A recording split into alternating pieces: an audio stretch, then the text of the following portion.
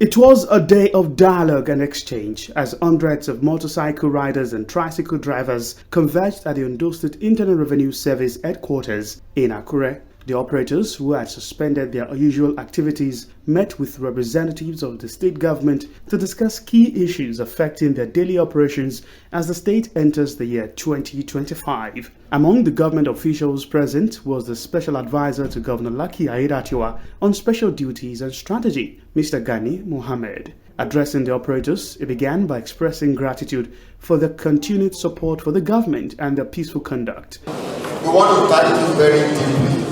And we appreciate that you have been very, very supportive of government policies, and you have been very law-abiding, and you have been very peaceful in your businesses.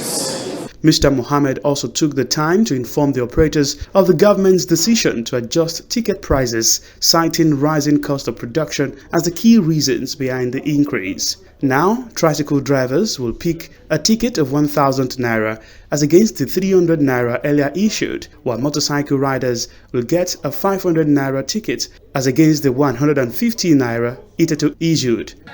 We discovered that the ticketing rate, that is our ticket, the daily rate that the riders pay to the state government was no longer realistic.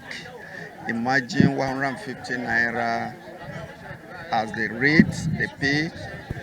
We sat with their leadership in the past and we agree on this figure, and they encourage us in the leadership of the sector in Ondo State to speak with their people directly. I'm equally the chairman of task force in Ondo State. I go to feed and monitor things myself. I discovered that even the rate we asked them to take, they had started raising it themselves. I'm coming back with official rate. Speaking alongside Mr. Mohammed was the acting chairman of the Ondo State Internal Revenue Service, Mr. Aribisala. He reassured the public transport operators that despite the increase, Ondo State tickets prices remain the lowest in the region. The cost of paper and production generally is high. That's one.